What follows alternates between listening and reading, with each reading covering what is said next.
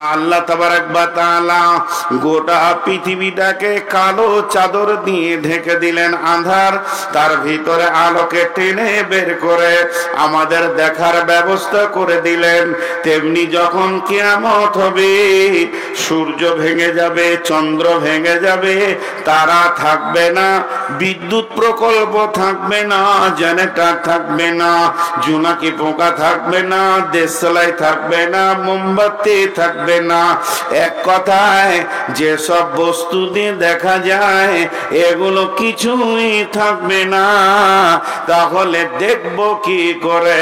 তো কিয়ামত যখন দ্বিতীয় সুর ফুঁকা হবে, 40 বছর মানুষ প্রথম সুর ফুঁকে দিলে মাটি চাপা পড়ে যাবে।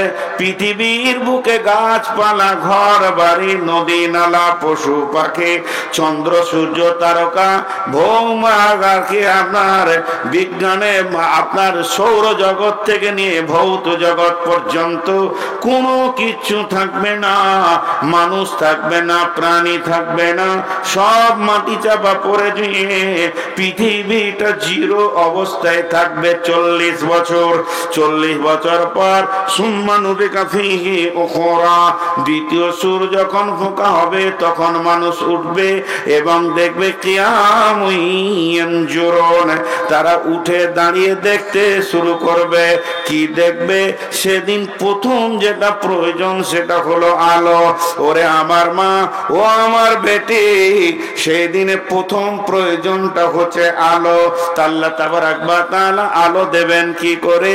ওয়া আশরাকাতিল আরদু বিনূরি রাব্বিহা ওয়া উজিয়াল কিতাবু ওয়া জিআ বিন নাবিয়িন, সেদিন আল্লাহর নূরে আলোকিত হবে কিয়ামতের ময়দান।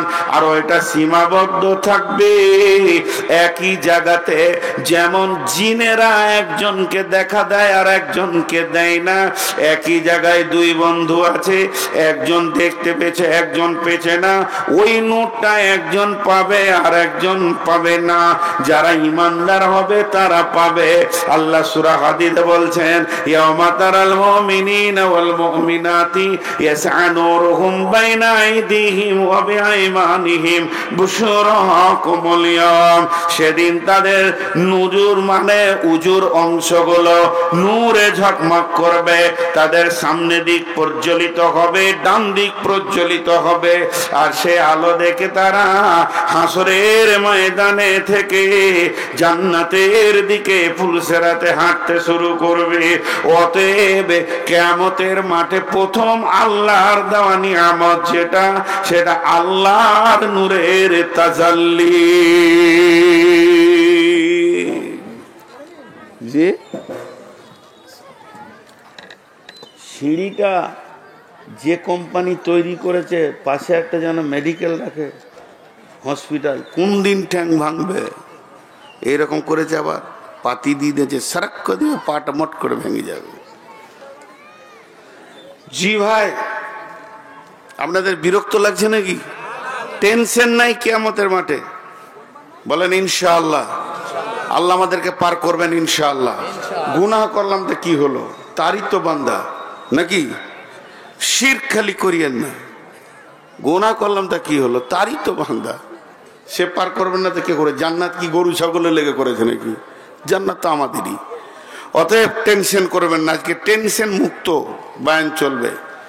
তো সেই নূর উজু, জি, হযরতে আবু হুরায়রা আর হযরতে উমর দুজন কেমন?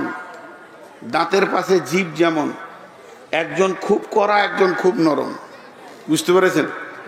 দাঁতের পাশে জিভ যেমন, আবু হুরায়রা আর উমর ওই রকম। আবু হুরায়রা উজু করছে,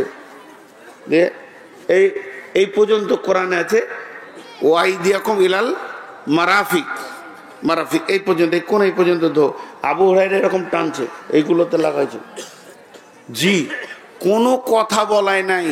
উমর এখানে ধরেছে, ওই কোরআন বেশি বুঝিস কিন্তু নরম, বলছে ছাড় ভাই, ছাড়, তুই উজু কতটা পানি টানছিস। ওই ঘাড় ধরেই নিয়ে যেছে রসুলের কাছে, হাত ধরে লয়। রসুল বলছে আরে ওর ঘাটটা ছাড়ো। বলছি দারুণ বেয়াদব, কোরআনের বাইরেও বেশি বুঝে নাকি?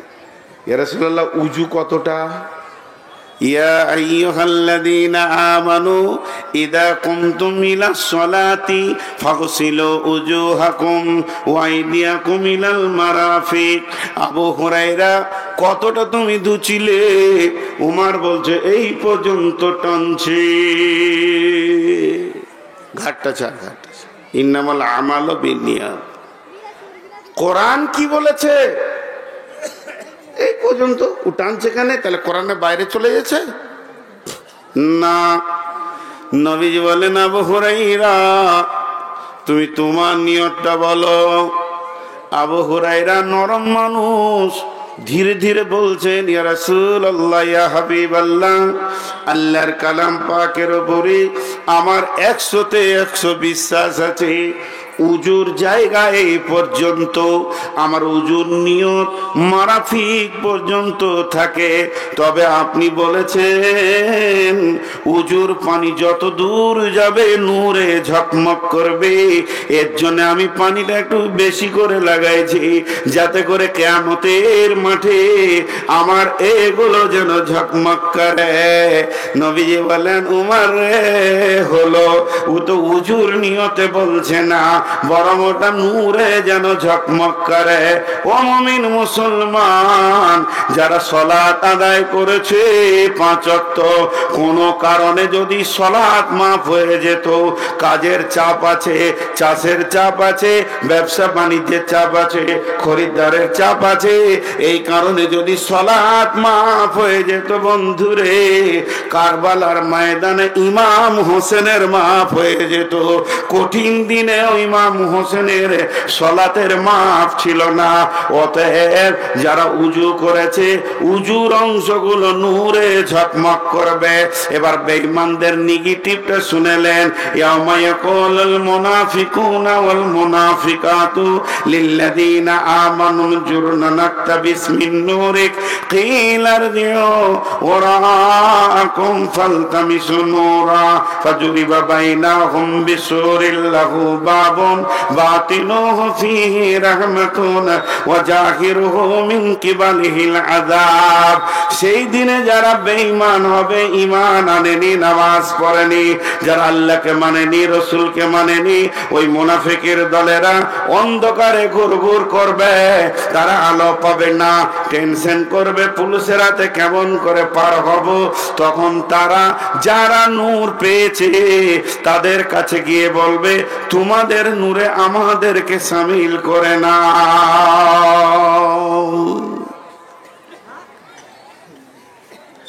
এটা এখান থেকে অফ করে দিলাম, নাহলে শুধু আল্লাহর নূরের কথা বলতে গেলে জালসাটা আজকে শেষ, বাকি 3টার বলা যাবে না।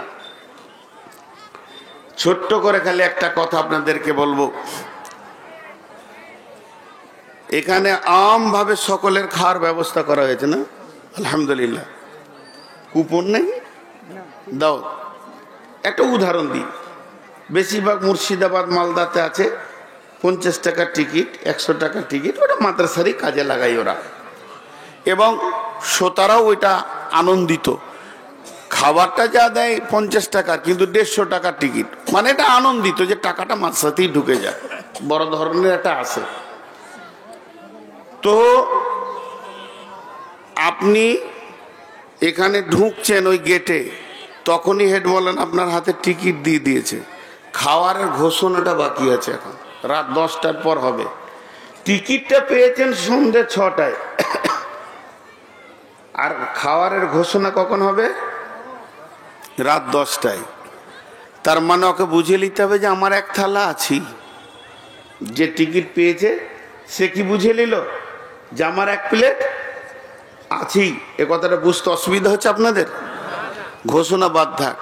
এবার আর একটা আয়াত বলছি, দেখেন, বিসমিল্লাহির রহমানির রহিম। ইয়াউমা তাবিয়াজ্জু উজুহু ওয়া তাসওয়াদ্দু উজুহু فأما الذين اسودت وجوههم أكفرتم بعد إيمانكم فذوقوا العذاب بما كنتم تكفرون وأما الذين ابيضت وجوههم ففي رحمة الله هم فيها خالدون। ও আমার মায়ের দল, বেটির দল, হে আমার বন্ধু, আয়াতটা অনেক লম্বা, অনেক চওড়া। একটা উদাহরণেই আয়াতটা আমি ঢুকিয়ে দিলাম। যখন মানুষ কিয়ামতের মাঠে দল দল উঠবে, যার হাতে নূর লেগে যাবে তাকে বুঝে নিতে হবে হিসাব যখনই শুরু হোক না কেন আমি জান্নাত পেয়ে গেছি।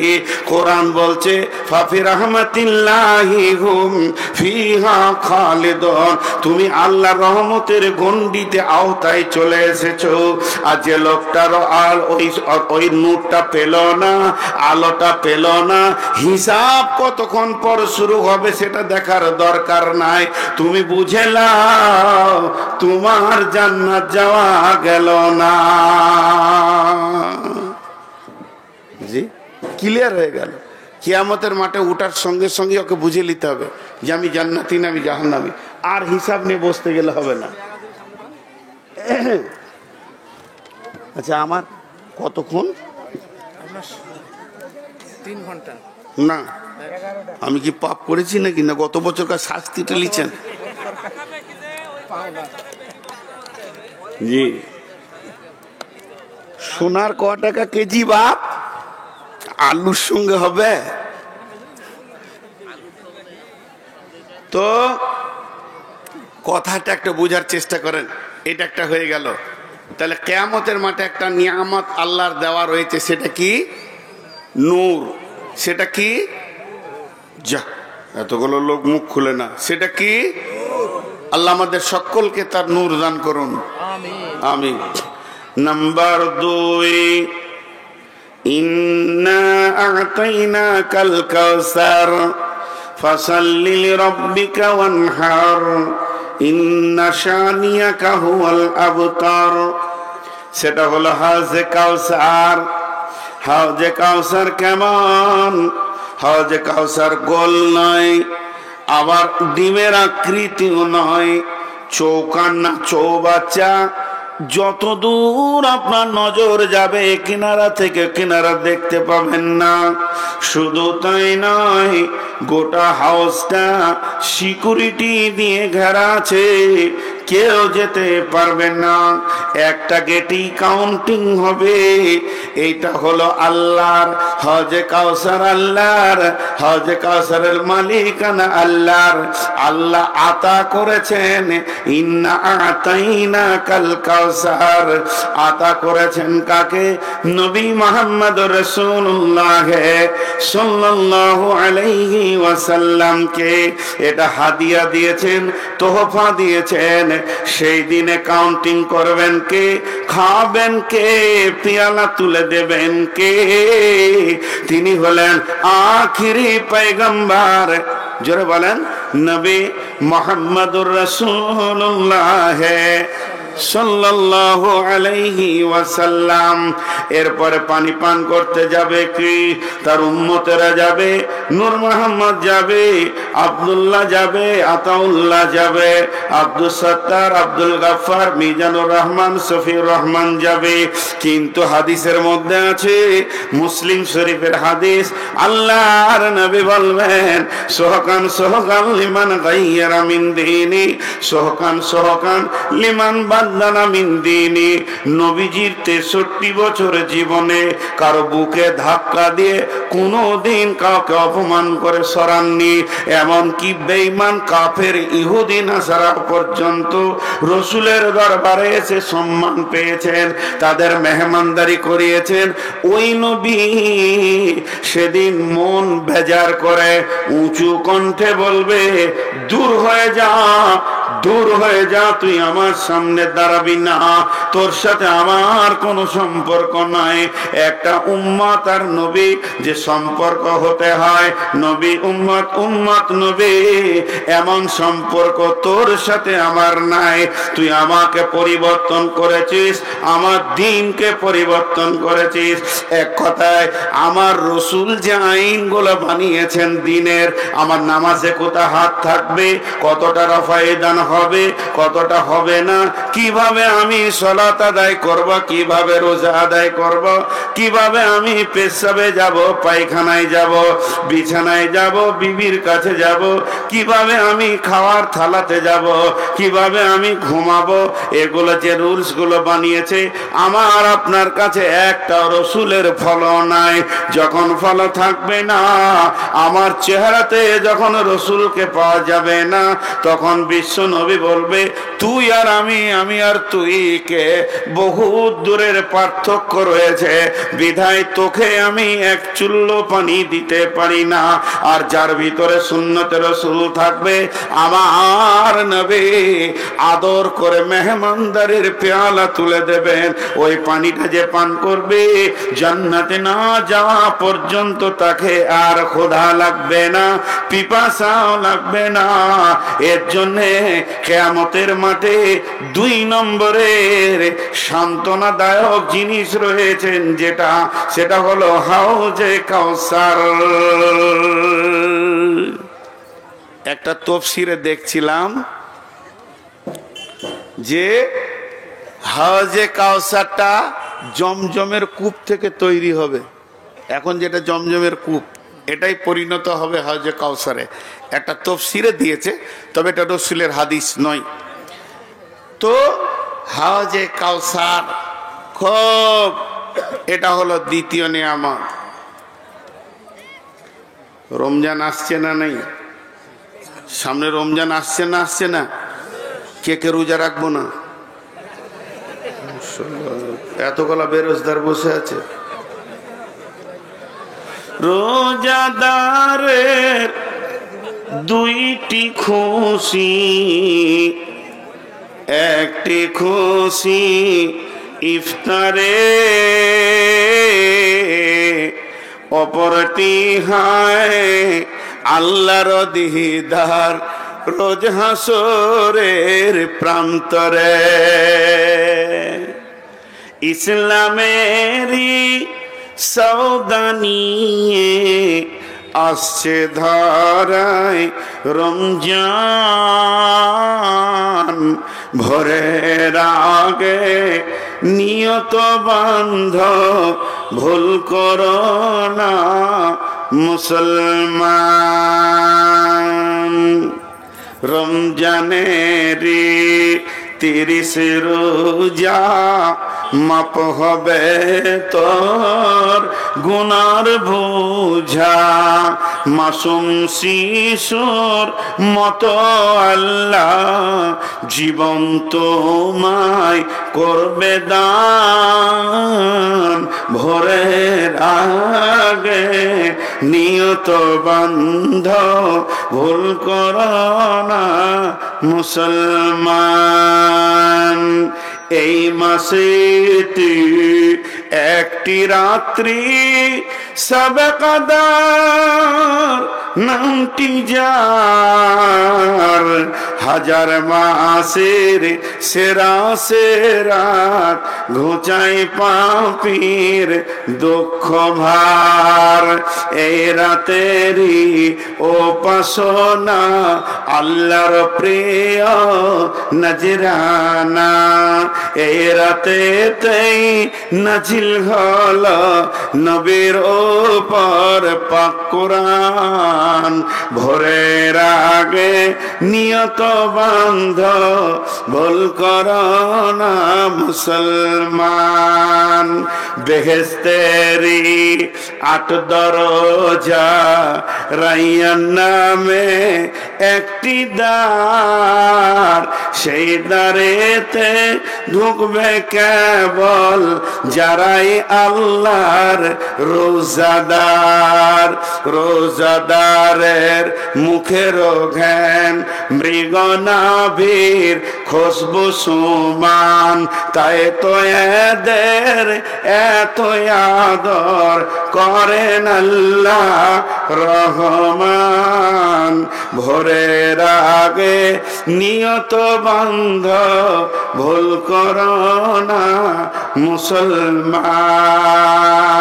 রোজাদারের দুইটি খুশি, রোজাদারের দুইটি খুশি, একটি খুশি ইফতারে, অপরটি হয় আল্লাহর দিদার রোজা সুরের প্রান্তরে।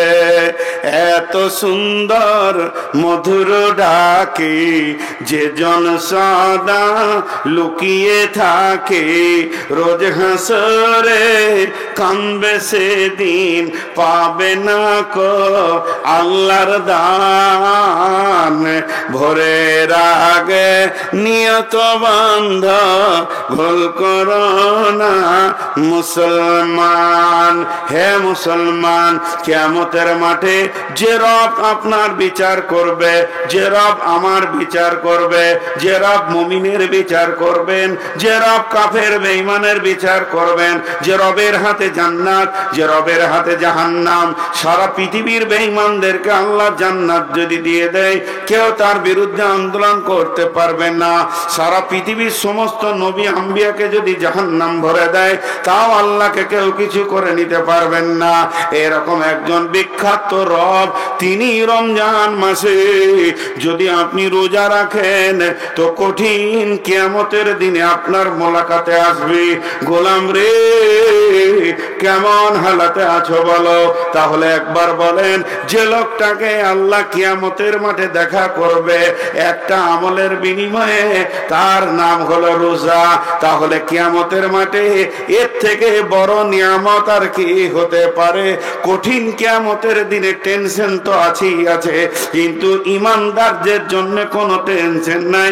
লা তাহজান ইন্নাল্লাহ মানা। আবু বকর, চিন্তা করিও না, আমাদের সঙ্গে আল্লাহ রয়েছে।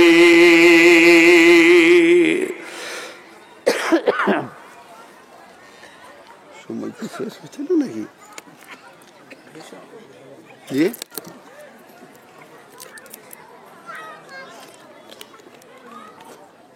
পুরো 10টাই ছাড়বো নাকি? হ্যাঁ, না আমি বেশি চালালে ওইদিকে ভাবতে যাবে তো, ওই গাড়িটা তো শেষ করবেন। তো কিয়ামতের মাঠে সান্ত্বনাদায়ক জিনিস কয়টা পেলাম? কয়টা হলো? দেখা যাচ্ছে না, বলছি দুটো। কি শোনা শুনছে সব, বলছে দুটো। তিনটে হলো। এক নম্বর হলো আল্লাহর নূরের তাজাল্লি, 2 নম্বর হলো হাউজে কাউসারের পানি, আর 3 নম্বর আল্লাহর দিদার, আল্লাহর মুলাকাত। আল্লাহ আমাদেরকে তিনটে জিনিস দান করুন। আমিন বলছে না গো, আমিন বলাটাও এত শক্ত। নদিয়ার লোক এত শক্ত তো লয়।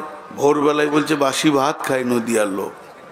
জি, খান না আপনারা? সুবহানাল্লাহ।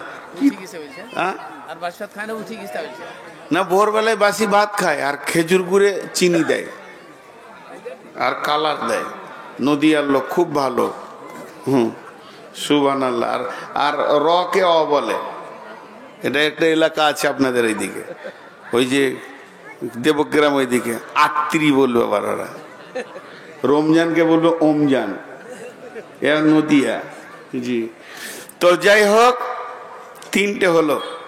4 নম্বরটা, ওয়ান আবি হুরায়রা রাদিয়াল্লাহু তাআলা আনহু قال قال رسول الله صلى الله عليه وسلم سبعة يظلهم الله في ظله يوم لا ظل إلا ظله।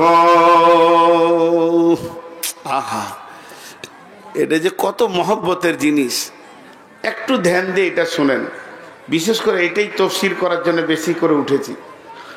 আল্লাহর নবী বলছেন, আবু হুরায়রা বর্ণনা করছেন, বিশ্বনবী বলছেন, এই এমন একটা দিন আসছে রে, যেদিন কোনো ছায়া থাকবে না, মাথার উপরে সূর্য থাকবে তবে আলোকিত নয়। আল্লাহ তার আলোকে টেনে নেবেন। আগুনকে 3টে জিনিস দিয়ে বানানো হয়েছে, চাকে 3টে জিনিস 4টা জিনিস দিয়ে বানানো হয়েছে। পানি আছে, দুধ আছে, চিনি আছে, চা পাতির রস আছে। যদি আমি চিনিটা টেনে নি, জিভ বলে দেবে একটা মাল নাই। যদি আমি দুধটা টেনে নি, চোখ বলে দেবে একটা মাল নাই। তেমনি আগুনে 3টে জিনিস আছে, একটা আছে রোশনি, একটা আছে ধাও শক্তি জ্বালিয়ে দেওয়া, আর একটা আগুন। আল্লাহ সূরা বাকারায় বলেছেন, মাসালুহুম কামাসালিল্লাযী ইসতাওকাদা নারান ফালাম্মা আযাআত মা হাওলাহু যাহাবাল্লাহু বিনূরিহিম ওয়া তারাকাহুম ফি যুলুমাতিন লা ইউবসিরুন। এটা একটু বুঝেন, তাহলে ওইটা বুঝতে সুবিধা হবে। কেমন? আগুনকে 3টে জিনিস দিয়ে বানিয়েছেন আল্লাহ। ধাও শক্তি আগুনের আছে, যা দেবেন পুড়িয়ে ছাই, যা দেবেন পুড়িয়ে ছাই, অন্য বস্তু পারে না। দ্বিতীয় নম্বর, আগুন যে দেখতে পেয়েছি লাল, এটা একটা বস্তু। 3 নম্বর, আঁধারকে আলো করে আগুন। সুবহানাল্লাহ। বলছি আব্দুল ওয়াহিদ নাম না, আমি বিষয়টা একটু সেরে নিই তো। আর 3 নম্বর, পৃথিবী আঁধারকে আলো করে কে? আগুন। আগুন ছাড়া আঁধারকে আলো করতে কেউ পারে না। আমার দিকে আপনারা একটু মুখে সাউন্ড দেন। তাহলে আঁধারকে আলো করে কে? আগুন। জ্বালিয়ে পুড়িয়ে শেষ করে কে? আগুন। আর আগুন দেখা যায় তো একটাকে যদি টেনে নেওয়া হয়, বাকি দুটো কেমন হবে? কেমন হবে? যেমন ইব্রাহিমকে যখন ফেলা হলো আগুনে, আল্লাহ আসমান থেকে বলছে, আগুন রে, তোমাকে আমি বানিয়েছি, ইয়া আনারুকুনি, হে আমার আগুন, বারদাও ওয়া সালামান আলা ইব্রাহিম। এখানে আলা শব্দ ব্যবহার করেছেন আল্লাহ, তার মানে শুধু একজনকে মেনশন করে দিল, আমার ইব্রাহিমের জন্য তুমি আপনার শান্তি হয়ে যাও, না গরম না ঠান্ডা হয়ে যাও। সমস্ত লোক পুড়ে আছে, কিন্তু ইব্রাহিম পুড়ছে না। জ্বালানি শক্তিটা আল্লাহ কেড়ে নিয়েছিল। এর জন্য আমার আল্লাহ বলছেন, এখানে জ্বালানি শক্তি কাল্লাম। আর কাফেররা কি করেছিল? আগুন জ্বালিয়েছিল রাস্তা দেখার জন্য। এখানে ভাই আমাকে টর্চ দিচ্ছে, আমি টর্চটা নিব না, ছুঁড়ে ফেলে দিলাম। এনাকে আমি দেখতে পারি না, হিংসা করি, টর্চটাকে ছুঁড়ে ফেলে দিলাম। এবার আমি আমার বন্ধুদেরকে বলছি, চল, ওর কিছুই লিব না, আমি একটা টায়ারে আগুন ধরাবো, আর এই মাঠটা পার হয়ে যাব ওই আগুনে। আল্লাহ বলছে ধরা। তখন আমি যে আগুনটা ধরিয়ে দিলাম, ওই জিস্তাসকাদা নারান ফালাম্মা জাত মা হাওলাহু, আমরা সকলে সে আগুনের পাশে এসে দাঁড়ালাম যে রাস্তা দেখতে পাবো। আল্লাহ বললেন, আগুন রে, তুই কি ওদের গোলাম না আমার গোলাম? আগুন বলছে, আল্লাহ আমি তোমার গোলাম। আল্লাহ তখন বলছে, আজকের জন্য আঁধারকে যে আলো করিস, ওই ক্ষমতাটা আমি কেড়ে নিলাম। আল্লাহ ক্ষমতাটা কেড়ে নিল। আগুন জ্বলছে, দাও দাও করে টায়ার পুড়ছে, হাত দিলে লাফিয়ে উঠছে, রে বাবারে আগুন তো বটে, কিন্তু আঁধার আর আলো হচ্ছে না, যেহেতু আল্লাহ ওই ক্ষমতাটা কেড়ে নিয়েছেন। অতএব সে আঁধারের ভিতরে ঘুর ঘুর ঘুর ঘুর করতে লাগলো। তো আল্লাহ তাবারাক ওয়া তাআলা বলছেন, সাবআতুন ইদিল্লাহুমুল্লাহু ফি দিল্লিহি ইয়াউমুল লা দিল্লা ইল্লা দিল্লাহু। হযরতে আবু হুরায়রা বর্ণনা করছেন যে আল্লাহর নবী বলছেন, কঠিন কিয়ামতের দিনে কোনো ছায়া থাকবে না। সেখানে যে মানুষ একটু দাঁড়াবে, আশ্বস্তের শ্বাস ফেলবে, ও আমার মা, ওরে আমার বোন, কোনো ছায়া থাকবে না। আবার বলছি শুনলেন, একটা ঘাসের পাতাও সেদিন থাকবে না। পৃথিবীটা রুষ্ট হয়ে যাবে, রুটির খোলার মতো হয়ে যাবে, তপ তপ তপ তপ করে জ্বলবে। ওপর দিক থেকেও সূর্য আলো দিবে, কিন্তু তার আলো থাকবে না, তাপটা থাকবে। মানুষ ঘামে ডুববে, পেরেশান হবে, নাফসি নাফসি করবে। ওই অবস্থায় আমার আল্লাহ একটা ছায়া আনবেন, আল্লাহ বানাবেন, ছায়া আনবেন। এটাকে লোক আরশের ছায়া বলে এসেছে, কিন্তু হাদিসের পাতাতে আরশের ছায়া বলে কিছুই নাই। এটাকে রহমতের ছায়া বলা যাবে, বলছে না তাও বলা যাবে না, এটা শুধু আল্লাহর ছায়া। আল্লাহর ছায়া বলতে আল্লাহর শরীরের ছায়া, এটা আবার ভাবিয়েন না, আল্লাহর দেওয়া ছায়া। আল্লাহ ছায়াটা কেমন করে বানাবেন আমার আল্লাহ জানেন। এর জন্য কেউ কেউ বলছে রহমতের ছায়া বলা যাবে, কারণ আল্লাহ রহম না করলে তো ওখানে ঢুকতে দেবেন না, তাহলে ওই ছায়াতে কে থাকবে? ও মা আমার, বোন আমার, বেটি আমার, এই ছায়াটা গরু ছাগলের জন্য নয়, এটা মানুষের জন্য বানানো হবে। অতএব আমারে, খালারে, বেটি রে, আপনি, আমি, আমরা সকলে সেই ছায়াতে থাকব। তবে ওই ছায়াতে বিশেষ কোটা আছে, যদি সেই কোটার মধ্যে আপনি না পড়েন তাহলে সিট পাবেন না। ট্রেনে উঠলেই যে সিটে শুতে পাবেন তা নয়, আপনাকে টিকিট কেটে রিজার্ভেশন লাগাতে হবে। যেমন রিজার্ভেশন লাগাবেন ওই রকম ছায়াতে জায়গা পাবেন। কি নাম বললেন? আব্দুল ওয়াহিদ। কত? থানার পাড়া।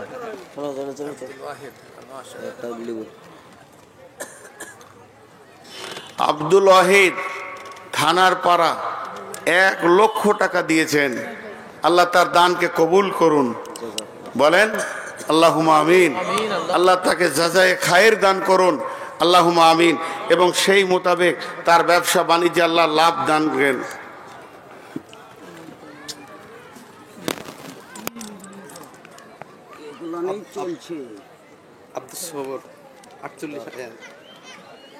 তাহলে এই যদি ধরে নি তাহলে আর বায়ন করবো না, কিন্তু দান শুরু করে সব দান শুরু করলে 5 মিনিটে বেশি থাকবো না, আমি আমার নীতিতে চলবো।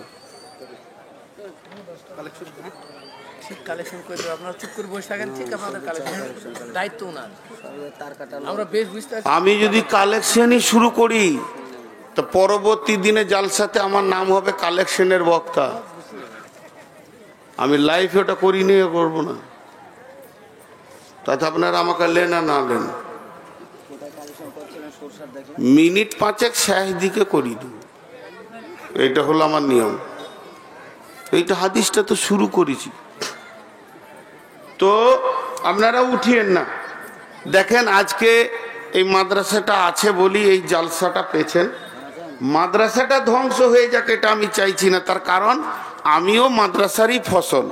কথাটা বোঝাতে পারলাম? আজকে মাদ্রাসায় আমি না পড়লে এই কথাগুলো বলতে পারতাম না। তো আপনাদেরকে আমি চটচট করে দিয়ে দিচ্ছি। তো কি বললাম যে ওই 7 জন ওই কোটাতে স্থান পাবে। মা আমার, বোন আমার, একটু ধ্যানের সঙ্গে শুনি। আর আমার মাথা একটু কমজোর, আর এমনি সুগার 488 মেপেছি, তো এগুলো বলে লাভ নাই, কারণ আমার শেফা দেনেওয়ালা আমার আল্লাহ। বলছি কেন? মানুষের রোগের সঙ্গে মিজাজের সম্পর্ক থাকে। বেশি কুটুর করলে ধুমকা ধুমকি শুরু করে দিব, কারণ আমার রোগ যখন আছে তো আমার মিজাজও বেলাইন হয়েছে। অতএব আপনারা ধৈর্য ধরে শুনেন। 3টে বলা হয়ে গেছে, এইটা খালি বলে দিয়ে আমি সমাপনী দেবো ইনশাআল্লাহ। আর আপনারা মাদ্রাসায় টাকা দেবেন তো? চুপ করে আছে, দিবে না, দিবে না, খুব সমস্যা আছে। সভাপতি ঠিকই বলছে, কালেকশনটা এখনই করি। আর আপনারা দেবেন তো? এতক্ষণে শেষ কালে বলছি ইনশাআল্লাহ।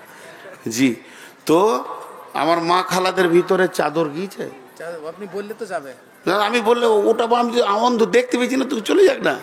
মা বোন আমার, আপনাদের কাছে চাদর যাচ্ছে, যে যতটা পরিমাণে মাল এসছে নিয়ে এসছেন আম্মাজান খাদিজার মতো দান করে দেন।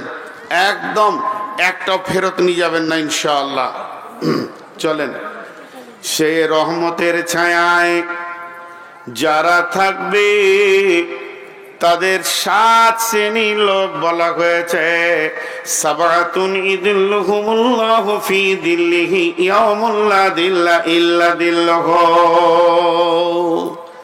মাঝে আর একটা ছোট এলান করে দিই, এইটুকুন, মানে আমার মাথা ঠিক নাই, ভুলে যাব। এই যে আপনাদের হেড মাওলানা, উনি নিয়ত করেছেন আল্লাহ যদি নিয়ে যায় তো যাবে, নাহলে যেতে পারবে না। হজের নিয়ত করেছেন আমার সঙ্গে যাবেন। তো আমি 3-4 বছর থেকে হাজি নিয়ে যাওয়া আসা করছি। কেন করছি এ কথা আর বলবো না, ফেসবুকে দেখবেন আমি দিয়ে দিয়েছি বহু দালাল চক্রান্ত থেকে মানুষকে বাঁচানোর জন্যে। তো উনি আমার সঙ্গে হজে যেতে চাইছেন এবছর আমি হজের নিয়ত করেছি। আমি 7 সালেও হজ করেছি, অবশ্যই এবছরও নিয়ত করেছি। বিধায় যদি কেউ হজ বা উমরা করতে চান তো আমার সঙ্গে যোগাযোগ করবেন বা মৌলানা ভাইয়ের সঙ্গে যোগাযোগ করবেন, ক্লিয়ার। আর আমি বেশি কিছু বলবো না এটাকে নিয়ে। আর বিশেষ করে ওই হজ আর উমরাকে কেন্দ্র করে আমি একটা ছোট্ট বই লিখেছি, 20 টাকা মাত্র দাম, ওটা পারলে শেষ দিকে নেবেন। 20 টাকা দাম মাত্র, হজ আর উমরা কি লাভ এটা মানুষের কাছে পৌঁছানোর জন্যে। এখন নামাজের দাওয়াত প্রচুর চলছে, রোজার দাওয়াত চলছে, আর হজ আর উমরার জন্য মানুষ অন্ধের মতো বসে আছে, টাকা পয়সা হয়ে গেছে তারপরও। এর জন্য একটা ছোট্ট বই আপনাদের সামনে এনেছি। যাক, এবারে 7 জন ওই আরশের ছায়াতে জায়গা পাবে, রহমতের ছায়াতে। নাম্বার 1, আমি চটচট করে গোনাবো, টেনশন করবেন না। নাম্বার 1, ইমামুন আদিলুন, ন্যায় বিচার করনে ওয়ালা। নদিয়ার লোক, থানার পাড়ার লোক, একবার মুখ খুলেন, আপনাদের মুখের শব্দটা লিব, একবার জোরে বলেন, দুনিয়া জানুক আপনাদের এখানে ন্যায় বিচার হয়। নেতারা ন্যায় বিচার করে? ভাইয়েরা আমার শুনেলেন, বিশ্ব নবীর কাছে একটা মেয়ের খবর এলো। মেয়েটা ইহুদিদের মেয়ে, মেয়েটার নাম ফাতিমা, নবীর বিটির নামের নাম। মেয়েটা চুরি করেছে, ধরা খেয়েছে। আল্লাহর নবীর ফয়সালা, কোরআনের ফয়সালা, হাত কেটে দিতে হবে। কিন্তু মেয়েটা হলো সম্ভ্রান্ত ঘরের মেয়ে। রসুলের কাছে ইহুদিরা এসে দরখাস্ত দিল, ইয়া রাসূলুল্লাহ, আমাদের মেয়ের বিচারটা আমাদের তওরাত থেকে করে দেন, কোরআন থেকে আমরা বিচার নিব না, আমরা হলাম ইহুদি। নবীজি বললেন, তাই হবে, তোমাদের তওরাত নিয়ে এসো, আমি ওটাতেই বিচার করে দিব। তার একটা তওরাতের হাফেজ আনলো। এবার নবীজি বিচারে বসেছেন, আদালত চলছে। চলতে চলতে ওরা হাফেজটাকে শিখিয়ে দিয়েছে, যে জায়গায় হাত কাটার কথাটা আছে ওইখানটা টপকে দিয়ে পড়ে দিবি, তাহলে আর হাতটা কাটা যাবে না, আমাদের ইজ্জতটা থেকে যাবে। এবার তওরাত পড়তে শুরু করলো। তওরাতে এসেছে চুরির শাস্তি কি হবে। যখনই হাত কাটা শব্দটা এসেছে, ওই জায়গাটা যখন বাদ দিয়ে টপকিয়ে দিয়েছে।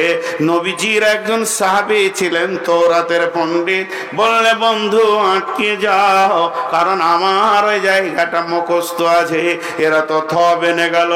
আল্লাহর নবী বললেন, লাউ কানা বিনতি ফাতেমাতা, এটা যদি আমার কলিজার টুকরা ফাতেমা হতো, আমি বিশ্ব নবী নিজের হাতে তার হাত কেটে দিতাম, কোনো রকম কনসিডার করা যাবে না। অতএব পৃথিবীর বুকে যে লোকটা বিচারে বসে এবং হক কথা বলে এবং ন্যায় বিচার করে, আল্লাহর নবী বলছেন, তুমি কিয়ামতের দিনটাকে নিয়ে টেনশন করো না, তোমার একটা ওই ছায়ার ভিতরে কোটা লেগে গেছে, তোমার রিজার্ভেশন হয়ে গেছে। সমস্ত হাসরবাসী নাফসি নাফসি করবে তাপে, আর তুমি এসি রুমের ভিতরে। পৃথিবীর এসি যদি এত সুন্দর হয়, তো আমার রবের এসি কত সুন্দর হবে। সেখানে তুমি আরামে সময়কে অতিবাহিত করবি।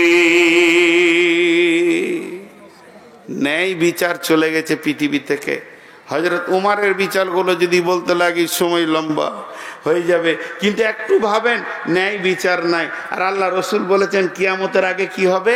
সাদাল কাবিলাতা ফাসিকুহুম, চরিত্রহীনরা গায়ের নেতা হবে, বিচার করবে। চোর, লম্পট, দাগাবাজ, বেঈমান, খুনি এরা আবার গায়ের বিচার করবে। আপনাদের নদিয়াতে মনে হয় করে না? সব কটা ফেরেশতা লোক বসে থাকে না, লুটে পুটে খেয়ে ও আবার বিচারে বসবে। এবার গলা উঁচু করে বলবে, এই তুই ঠিক বলিস নয়, আর ওই 50টা কেসের আসামি। হ্যাঁ, এরকম আপনাদের দিকে নাই না? বলছে ন্যায় বিচার যে করবে, আল্লাহ কোরআনে বলছেন ওয়াইদা কুলতুম ফাদিলু ওয়ালাউ কানা যা কুরবা, যখন তুমি কথা বলবে ইনসাফের সঙ্গে বলবে। কারণ তোমার নরম জিভটা কোথায় রেখেছি জানো? 32টা সৈন্যর মাঝে। শুধু তাই নয়, 2খানা সিআইডি রয়েছে জিভের কাছে, 2টো সিআইবি রয়েছে, 2টো আর কি সিআইডি, 2 ধারে সিবিআই রয়েছে। এখানে রয়েছে সিআইডি, এখানে রয়েছে সিবিআই, আর 2টো চোখ কাস্টম অফিস সব দেখছে। আর 32 জন সিনার মাঝে তোমার জিভটা রেখেছি। আর মগজটা হলো দেহের সুপ্রিম কোর্ট, এই কোর্টের নিচে আদালতের ভিতরে তোমার জিভ বাস করছে। তো আমার আল্লাহ বলছেন যখন তুমি কথা বলবে আর মিথ্যা বলবে, তো তোমার চোখ, তোমার কান আর তোমার নাক হাসবে। এ বেঈমান কত বড় বেঈমান। আর নাকগুলো বলবে হতভাগারে, তোর জীবনটা বড় করুণ জায়গায় পৌঁছে গেছে। আর মাথা আদালত সব নোটিশ করে নেবে, এত বড় অন্যায় তুমি পৃথিবীতে করলে। যারা অন্যায় বিচার করে এরা ক্ষমতার জোরে বিচারটা করে দেয়, যে ভেবে আর বিচার হবে না। কিন্তু শুনে নাও, পৃথিবীর বুকে যতগুলি ছোট বড় বিচার হয়ে যাচ্ছে, নিষ্পত্তি হচ্ছে, এগুলো পুনরুত্থান আর একবার কিয়ামতের মাঠে হবে, যেদিন আমার রব এলান করবে, ও মুজরিমের দল, যারা ন্যায় বিচার পৃথিবীতে পাও নাই, আমার কাছে এসো। ওয়াকুদিয়া বাইনাহুম বিল হাক্কি ওয়া হুম লা ইউজলামুন। আমি রব আজকে বিচার করব রে, সকলকে পরিপূর্ণ বুঝিয়ে দিব, কারো উপরে জুলুম করব না। তোমরা আমার কাছে এসে বিচার লাও। একটা মজার ঘটনা শোনাই আমার এলাকায়। একটা সাইকেলের সাথে বাচ্চা ছেলে সাইকেল চালাচ্ছিল। তো এই বাড়ির লোক ধরেন খানিক মাটি এনেছে, ওর বাড়িতে দরকার, ট্রাক্টরে মাটিটা ওই বাড়ির দেয়ালের গায়ে ফেলে দিয়ে চলে গেছে। তো একটা বাচ্চা ছেলে সাইকেল ছেলে ওই দিকে যাচ্ছে, আর ওই দিক থেকে একটা মোটর সাইকেল আসছে, লেগে গেছে, যে সাইকেলের চাকাটা বেঁকে গেছে। এবার বিচার বসছে বিকেলে, পার্টির লোক বসেছে, যে মোটর সাইকেলওয়ালা সেও তৃণমূল, আর যার সাইকেল বেঁকেছে সেও তৃণমূল। এবার বিচার কি হয়? বলছে মাটিটা রেখেছে ও আবার শিপেম। বলছে অখেই ডাক, তুমি মাটিটা এমন করে রাখলে সাইকেলটা ভেঙে গেল, তোমাকে 10,000 টাকা লাগবে। মেরে দিলে বাঁশকে। আমার এলাকায় হয়েছে এ ঘটনা। জি, তোমাকে 10,000 টাকা লাগবে, মাটি যেখানে সেখানে রাখলে হবে। ওরা 2জন বেঁচে গেল। বিচার কি সুন্দর হচ্ছে দুনিয়াতে, বাহারে বিচার রে। এরা ভাবছে আমাদের কাছে কেউ নাই। তো ন্যায় বিচার কারণেওয়ালা শোনেন, বাদশাহ নিজে হরিণ শিকার করতে গেছে, এরকম তীর ধরেছে, আর যেই তীরটা পরক করে ছেড়ে দিয়েছে, আর হরিণটা তরফ করে লাফিয়ে উঠেছে, আর লক্ষ্যভ্রষ্ট হয়ে গিয়ে নদীর ধারে এক বুড়ি কাপড় কাটছিল, তার ছোট বাচ্চাটা দাঁড়িয়ে দাঁড়িয়ে কাঁদছে। সে বিধবা, ওই ছেলেটাই তার সম্বল, ওর মুখ পানে তাকিয়ে দুনিয়া করছে। এই কানে তীর লেগে গেল, স্পট হয়ে গেল, মারা গেল। বিধবা কাঁদছে, স্বামী তো নাই, ছিল একটা ছেলে, সেও চলে গেল। লাশ আদালতে দিয়ে দিল কাজীকে। বিচার হবে কাজীর, আর করবে কার বিচার? বাদশাহ। যে বাদশাহ কাজীকে রেখেছে বিচার করার লেগে, তার বিচার হবে। সময় দেওয়া হলো, দাফন কাফন হোক, বা লাশ পড়ে আছে, সময় দেওয়া হলো বাদশাকে, এসো। ঠিক সময়ে বাদশাহ কাঠগোড়ায় পৌঁছাচ্ছে, আবার তীর ধনুক নিয়ে, তীরে ধনুক লাগিয়ে নিয়েছে বাদশাহ। কাজীকে বলছে বলেন, বিচার করেন। বুড়িমা, জি বাবা, এই বাদশাই তো তোমার ছেলেকে মেরেছে? হ্যাঁ। ও হরিণ শিকার করছে না কি করছে আমি জানি না, তবে তীর এসে আমার ছেলের কানে লেগেছে, স্পট সঙ্গে সঙ্গে মারা গেছে। বাদশাকে বলছে তুমি মেরেছো?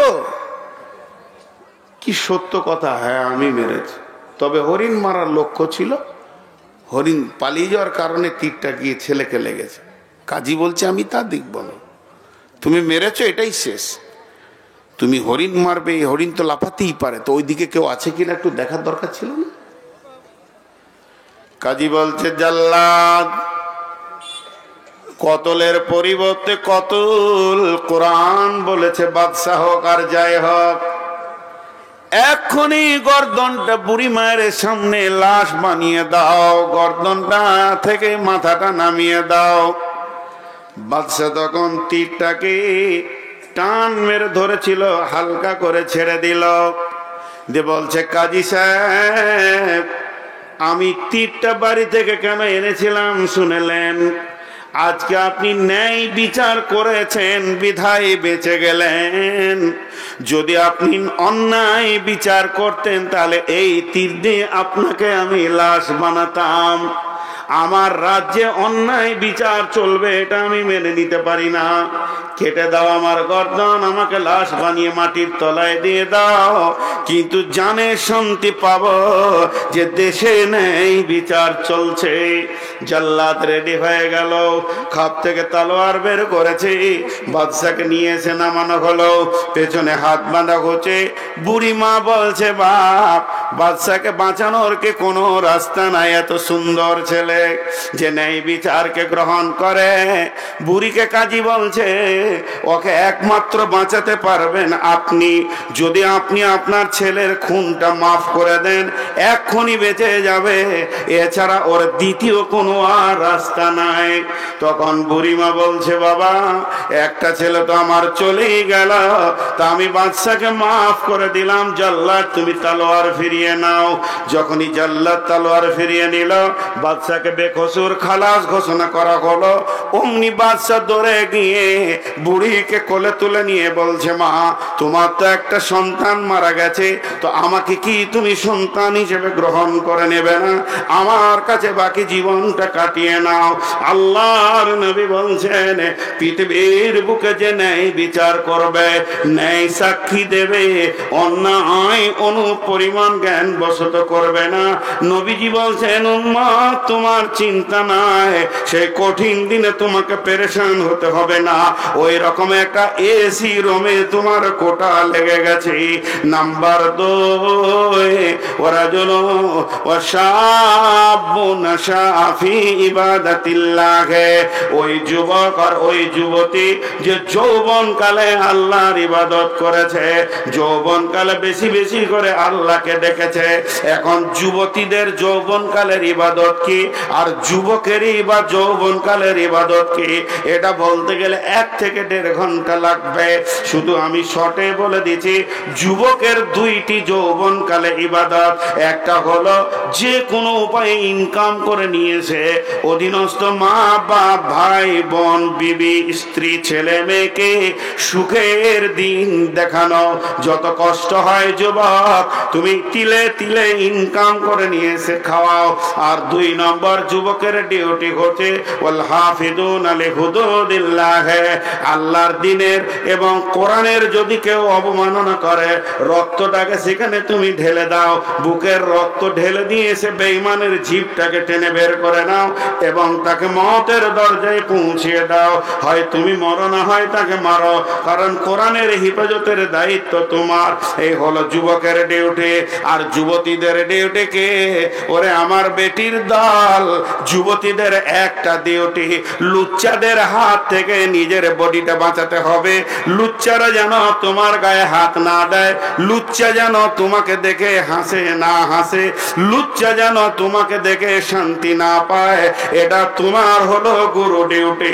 এই যুবক এই যুবতী যখন 2 জন নিজের আমলে থাকবে, আল্লাহর নবী বলছেন আর চিন্তা করো না রে যুবক যুবতী, তোমার ওই রহমতের ছায়াতে রিজার্ভেশন লেগে গেছে, তোমার নামে সিট হয়ে গেছে, কিয়ামতের মাঠে আর তোমাকে পেরেশানি হতে হবে না।